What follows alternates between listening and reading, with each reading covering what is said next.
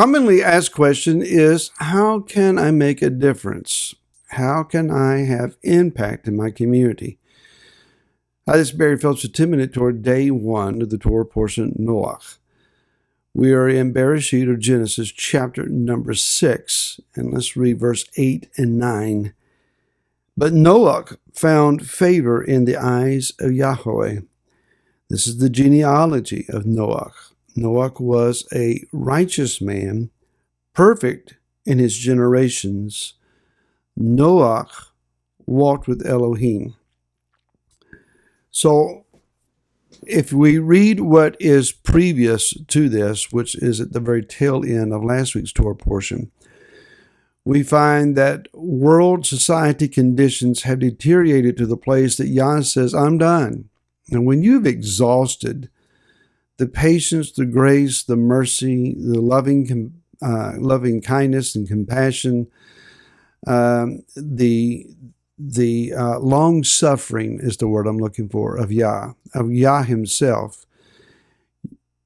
Things have deteriorated beyond anything that we can imagine. We think that our world currently is evil and wicked in so many respects. And there's a lot of evidence for that. But Yah's not done with us yet. And he's not bringing worldwide judgment yet. So we may not yet see ourselves at a place that conditions evidenced in Noach's day. In the midst of extreme violence and the midst of the nephilim, these mutant, polluted giants, however they got here, however they manifested, that were running roughshod over the earth. It says in verse 5 that the wickedness of man was great, and that every inclination of the thoughts of his heart was only evil continually. Man had succumbed to a place of evil that his mind was so polluted and so corrupt, he could not have a righteous thought. Even among those that are the most debauched in the earth, those who live the worst of lives in our estimation, even among that crowd, you will at times find people that will have moments of compassion, contrition, that will offer a sense of help or strength or tenderness towards somebody. It may be rare, but it does happen. So we're not there where Noach was yet. But Noach had a reputation that was completely different than any other man on the face of the earth. And that is that he was, a Hebrew word here, a Sadik. If you want to transliterate, perhaps you could spell it Tziddik, a Sadik. What is this term? What does it mean? Well, we translate it loosely as a righteous man. We understand from biblical teachings that to be righteous, one is declared such by Yeshua the Messiah, by believing on Mashiach, Yeshua.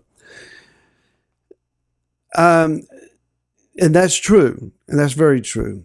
But we're not talking about righteousness such as indicated by one being born again and sins forgiven.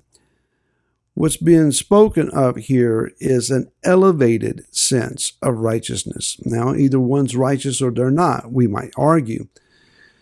But we're talking about one who has matured and grown and learned to excel in their righteousness. They're just not different from everyone else around them, perhaps because of their born-again status, but rather they have developed a mature, believing life where they are strong in prayer, they're strong in belief, they have an ability to withstand heavy temptation, etc. They have grown and become a full-fledged adult righteous person, perhaps. No longer a babe needing the milk of the word, but one that is capable in their belief. And so a Sadik is evidenced or symbolized by a tree. In Psalms number 1, you will find that the righteous man is like a tree that is planted by the rivers of water, and he's bearing fruit in season. You will also read in Isaiah's writings about those who are oaks of righteousness. The man came to Yeshua that was blind, and Yeshua laid hands upon him and healed him of his blindness and said, "What do you see?" And he said, "I see that all men are like trees. All men are righteous."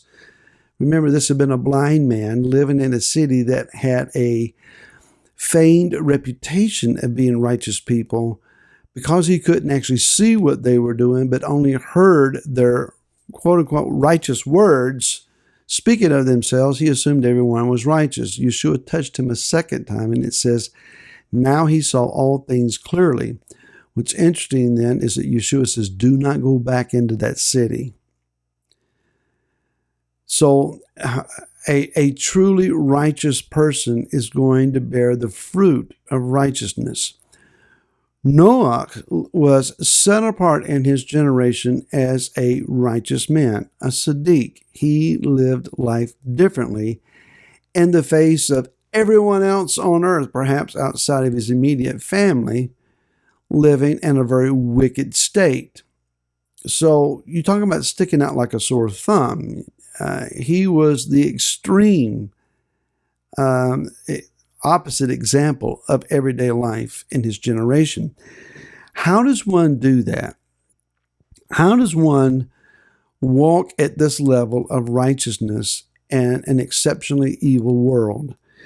Well, we're told that he was perfect in his generations. Now, the first word that is used here is genealogy, toldot, which means one's personal lineage and descendants. Generations here is a different word. And this is the word that references your current generation, that is the current group of people that you're living in and among. So, we have Generation X and the baby boomers and so on. Those are particular generations, not necessarily your physical lineage. In his generation, he was perfect, the word there being tamim, meaning whole and complete. He was not a man that was torn apart by his emotions. He was not one that was fractured in his allegiances. He was not wishy-washy, a double-minded man, as Yaakov or James referenced one, that they should not think they received anything from Yah.